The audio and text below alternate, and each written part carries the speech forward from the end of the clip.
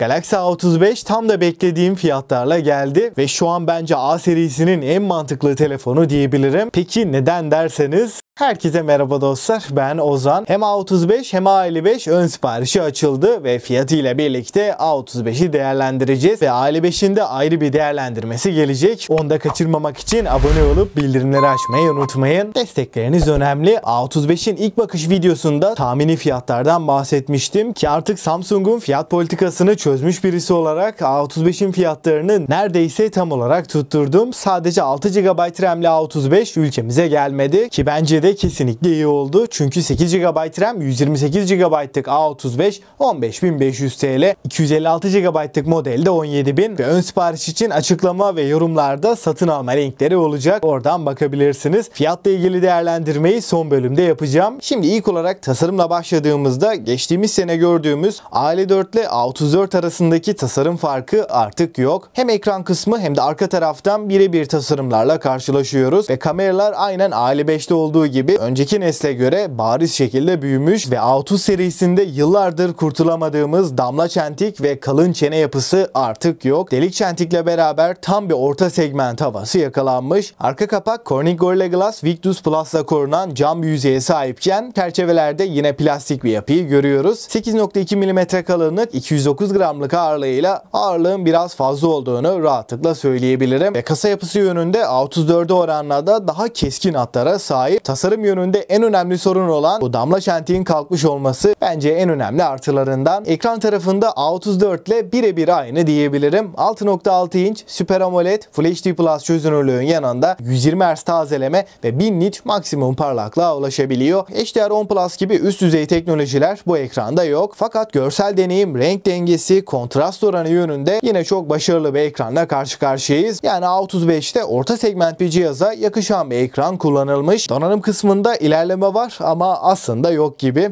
Yani ne demeye çalıştım derseniz, aslında günlük kullanım arayüz performansı uygulama açılışlarında gayet tepkisel ve hızlı bir cihaza karşı karşıyayız. 5 nanometrelik bu işlemcimiz çok da fazla ısınmıyor. 6 ve 8 GB olarak iki farklı depolama ile gelirken 128 ve 256 GB'lık depolama alanları var ve 1 TB'a kadar hafıza kartı desteğimiz de var. Fakat Exynos 1380 oyun için çok uyumlu bir işlemci değil. Normalde 60 FPS potansiyeli olsa da pek çok oyunda kısıtlamaya gidiyor ve 30-40 FPS bandında bir deneyim alabiliyoruz. Eğer odağınız oyunsa burada A55 çok daha mantıklı diyebilirim. Geçtiğimiz sene A34 A54'ten oyun performansında daha başarılıydı. Bu sene A55 performansta kesinlikle önde ama iki cihazın aynı olduğu bir nokta var. O da kameralar. Ana kameramız 50 megapiksel f1.8 ve OIS desteğine sahip. Burada ana kameralar A55 ile tamamen aynı. İkinci kamera 8 megapiksel ultra geniş ve 2 megapiksellik makro kameramız var. Ön tarafta da 13 megapiksel ve 4K 30 FPS çekebilen bir kamerayı görüyoruz. Arka kamerayla da 4K 30 FPS'te OIS ile beraber güzel çekimler yapabileceğiz. Genel kamera performansı A34'ten net şekilde önde. Xiaomi'nin Note serisinde olan kırpmalarla burada karşılaşmıyoruz. 5000 mAh batarya, 25 Watt hızlı şarj desteğini görürken kutu içeriğinden yine bir adaptör çıkmayacak ve sıfırdan 100'e 1 saat 20 dakikada bu bataryayı doldurabileceğiz. Çünkü A54 ile çok yakın bir deneyim alabileceğiz. Yani yoğun bir kullanımda bile bir günü çıkartacak bir telefon. Stereo hoparlörler var ve Dolby Atmos desteğine sahip. Yazılımda da Android 14 ve One UI 6.1 ile birlikte geliyor ve 4 yıl Android, 5 yıl güvenlik güncellemesi yine bu cihazın en önemli artılarından. Android 19'a kadar güncellemeleri almaya devam edecek. Kablosuz bağlantılarda Wi-Fi 6, Bluetooth 5.3 ve 5G desteğini görürken NFC de telefonumuzda var. Suya ve toza karşı dayanıklılıkta da IP67 ile 1,5 metre suya 30 dakika boyunca dayanabiliyor. Dostlar, Galaxy A35 Avrupa'da olduğu gibi 6 GB'lık baz modelle gelseydi çok sıcak bakacağım bir telefon değildi. Çünkü artık orta segmentte uzun ömürlü bir cihaz istiyorsak RAM'in mutlaka 8 GB olması gerekiyor. Hem 8 GB RAM hem de baz modelin fiyatını 16.000 olarak beklerken 500 TL daha uyguna geldiği için oyun beklentiniz yoksa akıcı, hızlı, bataryası ve kamerası da iyi bir telefon istiyorsanız 15.000 bandında Galaxy A54'ten de ve A34'ten de A35 çok daha mantıklı. Yenilenen tasarımıyla da artık tam bir orta segment diyebilirim. Peki depolama olarak hangisi daha mantıklı derseniz de açıkçası fiyat performans yönünde düşündüğümde 128 GB'lık model kesinlikle daha avantajlı. Çünkü 20.000'e ne kadar yaklaşırsak Poco X6 Pro ve S23 FE gibi çok önemli cihazlar var. O yüzden A35 sunduklarıyla genel anlamda özellikleriyle birlikte 15.000 bandını kesinlikle hak eden bir telefon. 4 yıl Android, 5 yıl güvenlik güncellemesi rakiplerinde olmayan ve A35'i öne çıkaran bir diğer detay. Ve ön siparişi özel, hepsi burada da peşin fiyatına 3 taksit imkanı da var. Bu şekilde de rahatlıkla önereceğim bir telefon diyebilirim. Ve şu anda ön sipariş verdiğimde 2-3 Nisan gibi elimizde olacak. Linkleri de açıklama ve yorumlara koyarım. Oradan bakabilirsiniz. Peki siz A35'in fiyatlarını nasıl buldunuz? Sizce alınır mı? Görüşlerinizi mutlaka bekliyorum. Ve A35'in deneyimiyle beraber detaylı incelemesi de 2-3 haftaya gelir. Onu da kaçırmamak için abone olup bildirimleri açmayı unutmayın. Ben Ozan ve sonraki videoya kadar hoşça kalın.